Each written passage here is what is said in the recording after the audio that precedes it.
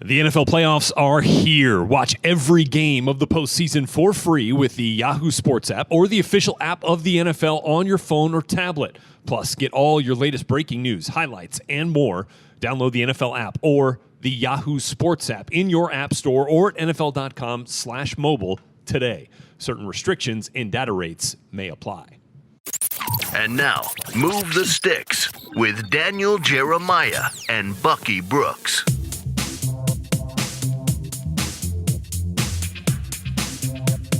Coming to you from the broadcast booth of one of the greatest venues in all of sports, home of UCLA football, home of the Rose Bowl on New Year's Day, the granddaddy of them all. We are at the Rose Bowl in Pasadena this week, home to the NFLPA Collegiate Bowl. Rhett Lewis and Bucky Brooks here with you as we welcome you to the latest edition of the Move the Sticks podcast. This, a place that Bucky and I will be on January 18th at 7 o'clock Eastern time, getting set to call this game for the first time on NFL Network, and excited to see what a lot of these top players in college football have to offer. They're out here practicing all week. That's what we're out here for today, getting set to watch practice. And we'll give you a couple of players to watch out for from the NFLPA Collegiate Bowl here in just a little bit. But, Buck, we got a bunch of other stuff on the docket today as well. Man, so much other stuff to talk about. I mean, Rhett, when you just think about the NFL and the news cycle that we're in, it's championship weekend, and obviously there's a lot of conversation that goes on with that in the post, like the press conferences leading up. But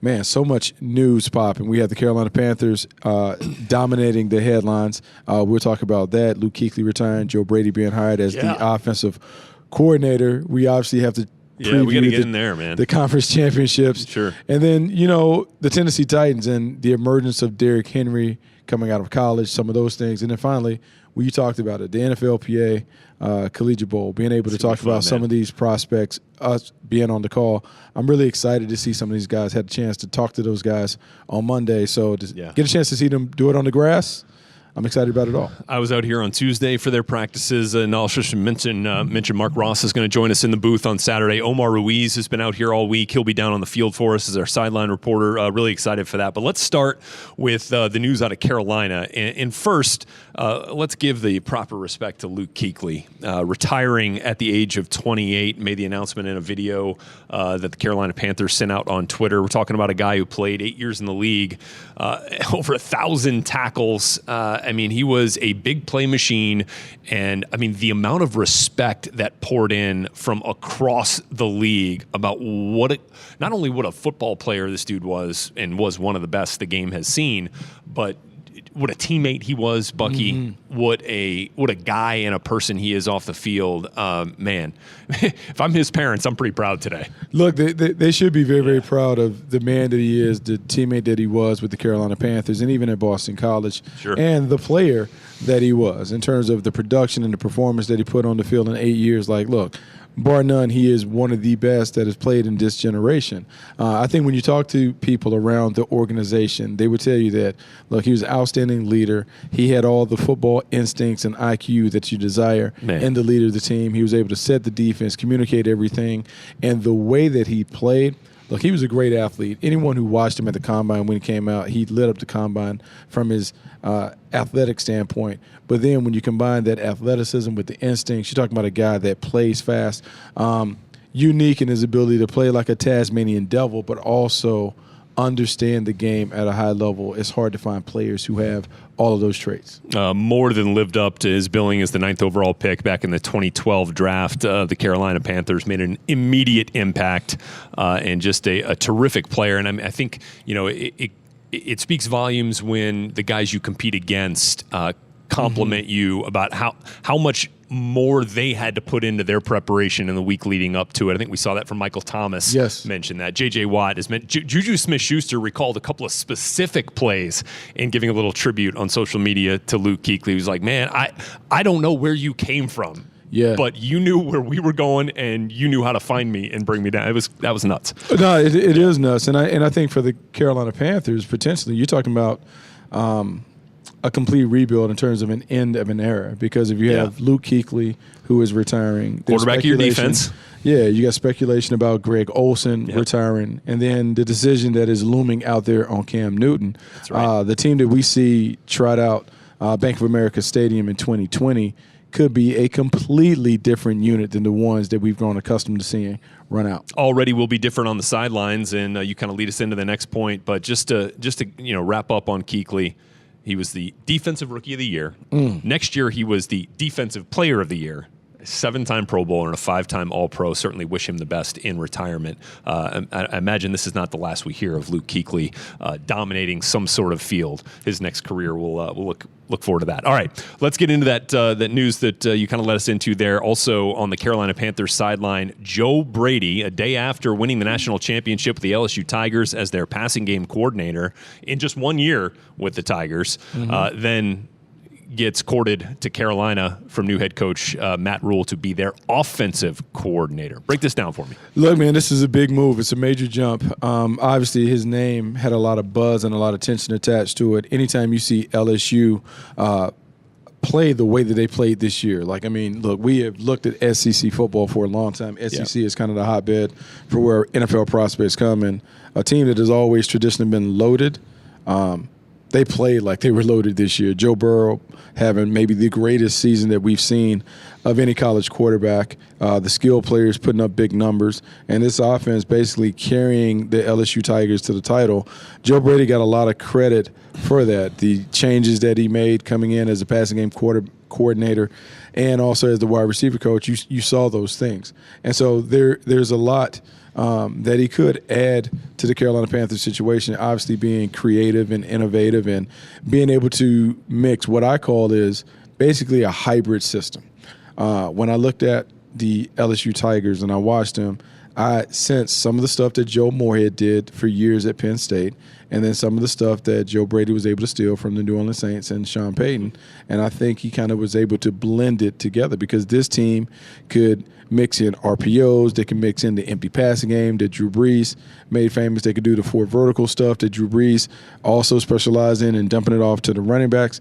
They had all of that. And I think the college football world was unprepared to face this kind of offense. And so it will be interesting to see how a 30-year-old offensive coordinator who basically ascended from being a GA at Penn State 5 years ago handles the responsibilities that go along with being the offensive coordinator, play caller, with some of the other things that he has to do in terms of personnel management. And is that some of the things that you've kind of heard as you've been walking around the league? Having conversations with a couple of offense coordinators in the league, they said the biggest challenge that he will face will be one, personnel deployment because of the small size of the rosters and what you have available.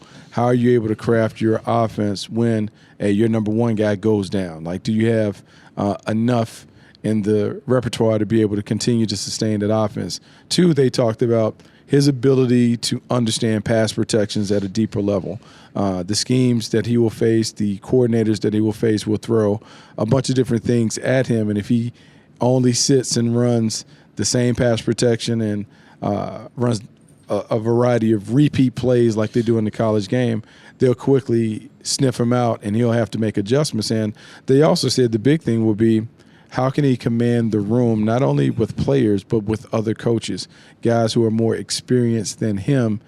He has to direct and guide and delegate things too. And, so it's a lot. So it's a big job. It's a big job for him. But the good thing is he's linked with the head coach who has 6 or 7 years on the deal. So hopefully they can grow together as he kind of navigates through some missteps very, very early in the job. No question. That's going to be fun to watch. I mean, we kind of saw something similar, as you kind of mentioned, with Kingsbury and taking a little bit to kind of get up to speed and acclimated to the things that he's starting to see on the NFL level. Not saying it can't be done, but it will be challenging. Yeah, and they've got the time to figure it out, and hopefully they do, because what we saw from Brady's impact and imprint on the LSU offense this year was nothing short of spectacular. And from what I understand, that may not have worked at other major stops in college football with personnel-wise. Just talking about Burrow as a true processor of information and a guy that doesn't need to go out there and do it as much in practice. I mean, like, you show it to him a couple of times, he's going to go out there and do it, which I think is really cool. It's exactly what you would expect from a coach's son. And so, not to make this completely about Joe Burrow, but like some of that and being a play caller is very much like playing video games. If your quarterback is a functioning and a high-level joystick, it really allows you as the coordinator to do more things to expand the playbook because he can process it and kind of direct it and carry it out. This year from LSU, we saw a guy who was, he was absolutely dealing the entire season. Yeah. The way Joe Burrow played, he played at a high level, and it kind of is like you're waiting for Cinderella, the clock to strike midnight, but it never did on Joe Burrow. And so now that you have Joe Brady, who is able to kind of leverage that opportunity into an opportunity in the NFL, we will see how can he continue to expand, because everyone is going to study the LSU tape. All of these NFL defensive coordinators are looking at that because they expect to see that. So what does he have next? What are the other pitches that he has in the repertoire? And LSU is still in pretty good hands. Remember, Steve Ensminger was calling the plays for the most part as the true offensive coordinator there in LSU. And as far as we know, we'll be back next year. So looking forward to seeing LSU's title defense as well. It was a fun game to watch on Monday night. All right, let's take a quick look here at the conference championships because we've been talking about this all week here. I'll give you a quick takeaway for me, preview, and then give me what you got here. Let's start in the NFC with the Packers and the Niners. Of course, a rematch of a regular season matchup that the 49ers absolutely dominated. To me, Bucky, this comes down to the Packers' ability to stop the run. Because we know that's what the 49ers want to do. I mean, you heard Shanahan in the locker room after the Vikings game. He's like, we wanted to run it 30 times. We ended up running it 47 times. That's because they're successful in doing it. You don't just line up and run it 47 times in 1 and 2 yard gains. They were getting chunk plays. That's what they're built on. And then, can Green Bay protect Aaron Rodgers? That's really what it comes down to here, because all those 5 first rounders on that front for the Niners, every one of them had a sack on Kirk Cousins in the divisional round. So those two things to me are really the biggest in this game. Yeah, big responsibility for the Green Bay Packers defense when it comes to stopping this run game that no one has been able to really slow down and corral. Three-headed monster at running back with Coleman, Mossert, and Breida. Then you have Jimmy Garoppolo being able to throw effectively off play action. They really give you a lot to deal with, but it has to start with defending the run. When I look at this game, I think the one path to victory for the Green Bay Packers is for Aaron Rodgers to dust off the old Aaron Rodgers, to dust off the discount double-check belt, to become or reemerge as the guy that has played at a high level throughout his career. Of late, we haven't seen that guy. We've seen it in spurts, but for the Green Bay Packers to win this game, he is going to have to be magical. He's going to have to play at such a high level to mask some of the flaws that they have, to mask some of their inability to probably be able to control the game when it comes to the running game. He is going to have to revert back to the old Aaron Rodgers, and I think this may be the one game where, if you're Matt LaFleur, you may have to throw it 40+ times with your MVP caliber quarterback and see if he can get the win. I just don't know if they have enough weapons. Right? Who is it outside of Devontae? I mean, it's Devontae Adams. Jimmy Graham flashes occasionally. Aaron Jones, to me, is the second best weapon. Love to be able to run the football with him if you can. But, you got to throw it to him, but. Those two guys have to be big, but someone else is going to have to step up, because if they subscribe to the theory of, make somebody else beat them, let's double team Devontae Adams and make someone else win their one-on-ones. I just don't know if they have a guy that's capable of winning one-on-ones consistently. So getting into the AFC now, Titans kind of the Cinderella this postseason. They've been on quite a run, really ever since Ryan Tannehill has taken over as the backup going from backup quarterback to the QB1 and perhaps future face of the franchise. They also had a big comeback win against the Chiefs in the regular season, as this is also a rematch, but that game was in Nashville. This is going to be at Arrowhead. And, you got the rushing champion, Derrick Henry. We know they can shorten the game. We talk about that a lot. Does it matter, Bucky, though, if they shorten the game and they've got, 5 or 6, 7 minute drives? If the Chiefs can just score in 60 seconds, does it really matter if they're eating up clock? Because the Chiefs can have 19 minutes of total possession and still score 50 points. Yeah, I mean they certainly can do that. I think this is a game where you talk about playing complementary football at a high level. That is what the Tennessee Titans want to do and they need to do to win this game. But this is what they've really done. When you look at how they've won, it's been the combination of the running game, the explosive plays in the passing game, and in a really stout and stingy defense. And I think the recipe and the formula is the same against the Kansas City Chiefs. They have to win up front. And when I look at Jarrell Casey playing and Jeffrey Simmons playing, that gives them a chance to do it. If Rashaan Evans can make a play, the front seven is nasty enough.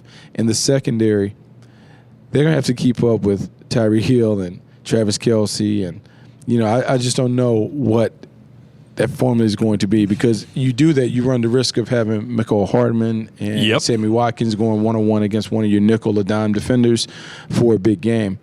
However, with all of that, I think this is a greater path. I think we have a better chance of seeing the Tennessee Titans upsetting the Kansas City Chiefs than we do of the Green Bay Packers knocking off the 49ers. And the reason, that's that's and interesting. The reason why is the Derrick Henry factor, their ability to be able to run the ball. And depending upon Chris Jones' availability, Derrick Henry may be able to set the table for the Titans passing game, where a early deep shots, A.J. Brown, Corey Davis, off play action, see if they can get into a situation where they're making the Kansas City Chiefs chase points. And then defensively, I think you will see them employ a strategy that Mike Vrabel was with the Patriots when they used this against the greatest show on turf. You may see them bang the receivers around, really knock them around, challenge them in a two-deep shell, and force Pat Mahomes to live with the check down game. If you go back and you look at the best game that people played against Kansas City, I want to say the blueprint came from the Detroit Lions. Detroit played man-to-man Detroit played across really the board. well. Didn't blitz them, four-man rush, and they were able to kind of contain them. I would expect Mike Vrabel to kind of follow some of the things that Matt Patricia did to kind of slow this team down. I don't know if you can necessarily contain them all the way, but you certainly can kind of keep them in check and keep them from running away from it. So let's lead into Derrick Henry. You kind of left off talking about his impact with the Titans this coming week against the Chiefs.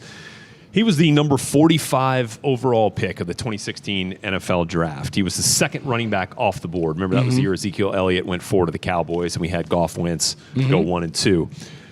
So from 4 to 45, no running backs off the board. But again, this was when Zeke went in the first round. That was the first time in a couple of years that we had a first-round running back. Right. So Zeke's been a rushing champ a couple of times. Derrick Henry was the rushing champ this year. Why wasn't Derrick, seeing what he's able to do now for the Titans, why didn't he command a higher draft slot, a bigger draft priority for some teams? Is it the speed? No, I think the thing in the league is like you kind of have this love-hate relationship with running backs in the league because some teams have had success finding running backs in later rounds. They subscribe to the theory that, hey, you can find anybody at running back. Our scheme will enable them to have success. There are other guys that believe the running back really can make and enhance the scheme. With Derrick Henry, I think Derrick Henry was kind of limited in terms of the schemes that were really available for him to shine in. To me, coming out of school at Alabama, he was a one-cut runner. He can get to the line of scrimmage, but if he has to chatter his feet or anything like that, he's not going to be able to kind of rejuvenate and get that speed back up to task. He also is a physical downhill runner. So you have that combination. You want to run him and plunge him in between the tackles early and often and get him up to that 20 to 25 touch mark. I can't say that early on, like other teams may have been willing to commit to, hey, man, let's play rock 'em, sock 'em football. Let's really knock them out. Let's put it in the big boys' hands and do it. The Tennessee Titans were built to do it. They've had success in the past doing it because Eddie George played there. So it's probably an easier vision to sell to that fan base and to the masses. And finally, like, he has finally kind of become the producer. And he produced his final season at Alabama. But I just don't know if anybody knew that, hey, can you be a one-dimensional running back and succeed? Can you be a big running back that doesn't really catch anything out of the backfield? You can be fine in pass protection, but in obvious passing downs, can we leave you on the field? Because he has gone to the right place. Yeah. He's been able to really play to his skill set. And so going 45th actually helped him because he went to a better place for him. And it's worked out, and it will result in a big payday. Well, you know, it's interesting. You know, if we talk about all the teams that may have passed up on Derrick Henry. Well, the Titans actually passed up on him twice in that round. He was their third second-round pick that year. Yeah. They also went at 33. They went and got Kevin Dodd. That didn't end up working out of Clemson. And then they also got Austin Johnson, the defensive tackle out of Penn State, who we haven't really seen a ton of either. So, but they certainly hit with Derrick Henry at 45. Third time's a charm. Now, I will tell you, I'm always interested to go back to these things and just look at that was a really talented second round. You had Xavier Howard go to the Dolphins, Chris Jones to the Chiefs, Miles Jack to the Jags, Hunter Henry, Jalen Smith, and then Michael Thomas in the second round that year. I mean, God, man, that was a really. We also had Christian Hackenberg that year. Yikes! Hey, man, look, it happens. It happens. It happens to us all. Deion Jones win that. Yeah, I think the more that you go back through and the more you look at previous drafts, the more you realize the league is really a first and second round league. Yeah. The guys, and I think this is not my stat. This is Charlie Casserly's stat. Charlie says that in the first round, there's about a 75% success rate. Right. Where within 4 years, the guy that's drafted in the first round, he will be a starter for his team. It drops down to 50% in the second round. After that, it falls completely off the thing. So when we really think about it, even as we're talking about paths to the draft and everyone likes sleepers or whatever, we'll probably be more in line with the league if we just played the hits, if we just focused on the 60 guys that are going to, the 64 guys that are going to play on Sundays, because those are the guys that typically kind of leave their mark and lasting impression on the league. Well, that leads us right into our final topic of conversation here on this episode, which are some of the players that we've got in the NFLPA Collegiate Bowl this week. American national teams here, they've already hit the practice field twice on each of the first 2 days of this week. They're back out on the field today, and we'll get ready for the game on Saturday, again, right here on NFL Network, January 18th, 7 o'clock Eastern Time. So I was out here at practice on Tuesday, and I kind of started doing some research leading up to it and was really kind of intrigued by a few guys. One of them, Chris Rowland, a wide receiver out of Tennessee State in the Nashville area. It's an FCS school out of the Ohio Valley Conference, and 5'6" receiver. 5'6"? 5'6", but I'm telling you what, he lit that practice up on Tuesday. He was the star of the national team practice on Tuesday. I think he's number 86 on the national team, and he is a kid who this year was the Ohio Valley Conference Offensive Player of the Year. Oh, Chris Rowland, 87. Chris Rowland, 87, okay. Yep. And he broke Jerry Rice's HBCU single-season receptions record this year. Had 104 receptions, had over 1,400 yards. He is a dynamo in the slot. I mean, he was undefeated in one-on-ones, and so much so that he was begging Marvin Lewis to extend the period. He's like, let me get another couple rounds. Marvin didn't do it. His coach this week is Santana Moss. You remember him as a Pro Bowl wide receiver for the Redskins and the Jets. And Santana was giving him so much love all day long. Maybe it's because he's one of the only guys that he can look eye to eye with. Yeah. They are very similar in size and stature. And, I mean, he was like, watching him in one-on-one, Santana was standing back there. I was just listening, and he's like, man, somebody is going to love this dude in the slot. So much burst, so much suddenness at the top of his routes and off the line of scrimmage. Nobody could stop that dude yesterday. Yeah, it's funny that you talk about that wide receiver, because I was going to talk about 86, Kendall Hinton. Oh, Kendall Hinton out of Wake. Yeah. Out of Wake Forest, former quarterback. And when you think about a quarterback and the guys making a transition, had 1,000 yards this year, his ability to make plays, and talking to him on Monday, he had talked about just the transition and how he made the transition successfully in 1 year. And we talked about route running. And so when you begin to think about the more you can do, and as we've seen Julian Edelman and the likes of guys that have had their quarterback background kind of make their way, Taysom Hill being able to be an impact player. There are so many other things that a former quarterback can bring.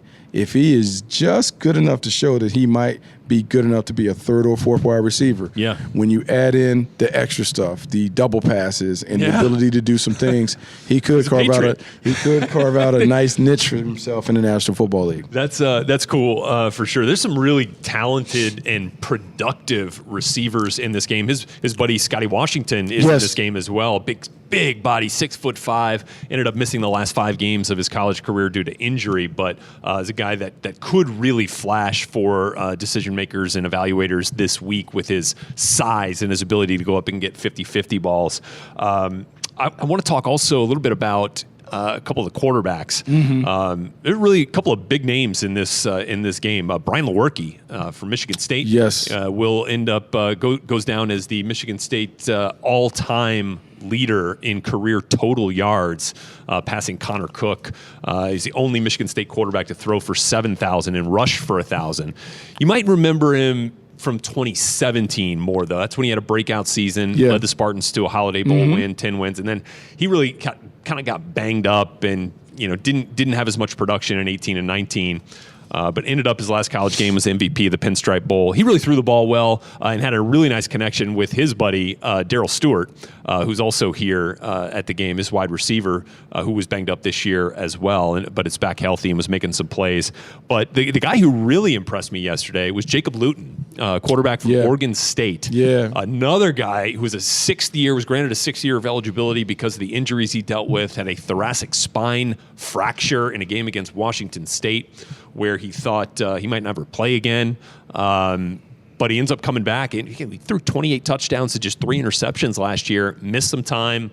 Was Oregon, even though they didn't make a bowl, it was their best season in the last 5 years, and he threw the ball really well on Tuesday, Buck. So it's funny that you bring him up from Oregon State, and when I look at his dimensions, 6'6", 227 pounds, it reminds me of going through when Derrick Anderson was there. And Derrick Anderson, coming out of Oregon State, was a big-time basketball player. He was a guy who was an Oregon kid, and he threw the ball really well. And I think for Luton, especially working under Jonathan Smith, who also is a quarterback, was a former quarterback for the Beavers, being able to have that connection. And in these games where typically it can get kind of out of sorts, ball security is everything. And if he is able to take care of the ball, show people that he understands how to go through his progressions and maybe sometimes get to the second or the third guy in the route concept and just sustain drives, he certainly can enhance his opportunities to being able to play in the league. Man, Jimmy Lake, new head coach at Washington, of course, has seen him plenty of times as the defensive coordinator at Washington, while Chris Peterson was the head coach. Kind of had one of the quotes that really caught my eye, and he said about Luton, this is an NFL quarterback that nobody's talking about. And to get that kind of respect from an opposing defensive coordinator means something. Yeah, especially because Jimmy Lake has been in the league. He worked with the Tampa Bay Buccaneers, so he certainly has seen it. And anyone who knows the Washington Huskies understand the challenges that they put on the opposing quarterback in terms of all their fronts and coverage, the pre-snap disguises. So for him to kind of tip the hat to Josh, like that says a lot.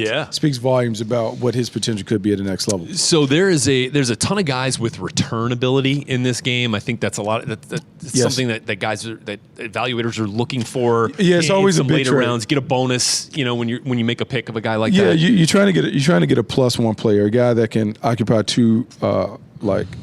take 2 roles, occupy 1 roster spot. And in talking to all of these guys, we talked about the importance of special teams. Like the guys that come out of this game, the overwhelming majority of them will have to find ways to earn a jersey on Sundays, meaning to be on the active roster. And special teams is the easiest way. Look, McCole Hardman didn't play in this game, but he played at the East-West. And what you saw, speed and explosiveness and all those other things, like it gives you a chance to do those things. And you know who was here as a returner last year? Deontay Harris, the New Orleans Saints. And so Pro Bowl returner is a rookie.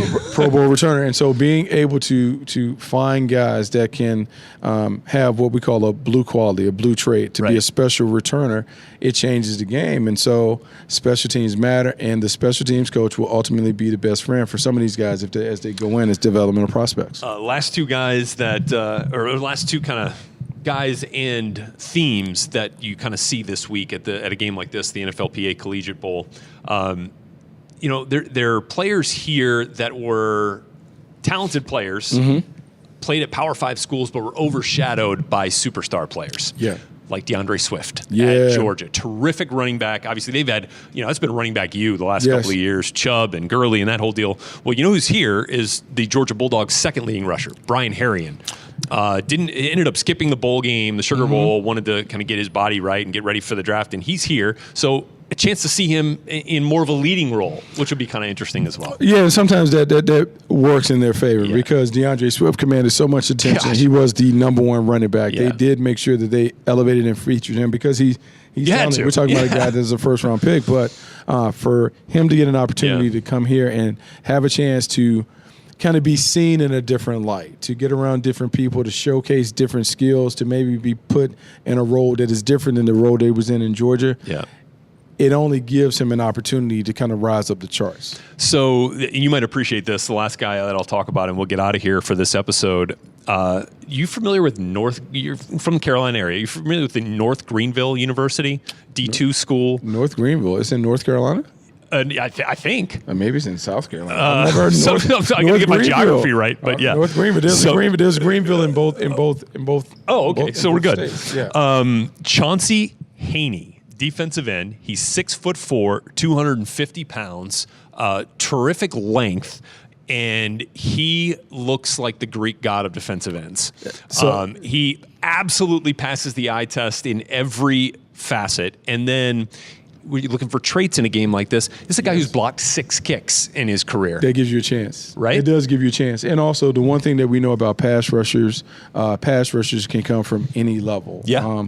Going all the way back. I've seen guys that have been able to just come from small schools and continue to dominate. I mean, you think about a Matt Judon coming from Grand Valley, I think it was. Going to the Baltimore Ravens. I mean, it just goes on and on and on. These guys that have come from these nondescript schools, he could be the next one to make that big jump. So I was listening to another podcast. Really, also, if we give you a recommendation, the NFLPA Collegiate Bowl staff actually does a weekly look and spotlights some players. So I was listening to one where they were spotlighting Haney, and it's the guy who says he has the biggest smile on the team. Sounds like it. He is well-traveled, a very cultured kid. He comes from a military family. He lived in England. He lived in Spain.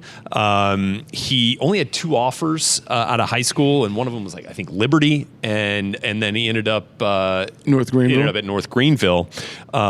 He's a big reader. This kid kind of jumped off the airwaves to me. So I'm gonna get a chance to go meet him today. And I think his length is going to be really attractive to other teams. And think about it. D2 schools. There are 3 D2 All Pros in 2018. Adam Thielen, Tyreek Hill, Brandon Williams. They're there, for whatever reason, but they make an impact. And he actually, in South Carolina, where he went to high school, their team was the lowest seed in whatever classification of the playoffs. He ended up making it to the state title, which doesn't happen very often, but it's kind of cool. And so this kid's got a cool story, and those are the kind of things that we're going to see here all week. Those are the kind of things that you look for, and there are a bunch of things that you touched on that as an evaluator I'd be really interested in. Not only the traits, but you talked about him being well-read. You talked about him kind of having a worldly experience. There's a belief in some front offices that you want a mature player, a player who is very, very smart, a player who is really in touch with his academics, because there's a level of maturity that comes with that. And so what you're describing is a guy that is going to enter the league ready to be a pro. Ready to be a professional, ready to take care of business. And so if he can put anything on display here, it's really going to help him. And for a small school guy in these environments, a guy that plays at a small school, we talk about a Division II school, Division III, whatever that is, when guys play in these games, what you're hoping for is not only do they just kind of survive, but they find a way of thriving. Because the toughest thing when you're doing a projection is to look at someone playing at a D2 or D3 school and say that, okay, this guy that's dominating a bunch of lawyers and accountants is going to have an opportunity to play in the league. So now that he's playing against better competition, how does he stack up? How does he fare? It's great. And he actually said he played a lot of 3 technique in college. So that's another thing that could kind of make scouts perk up on a passing down situation. You want to kick him inside, right? Yeah, the inside pass rusher position is one that is rising in prominence. People are looking for ways to get to the passer, and having a guy that has some experience being in there when it's noisy, it's an added benefit. Cool.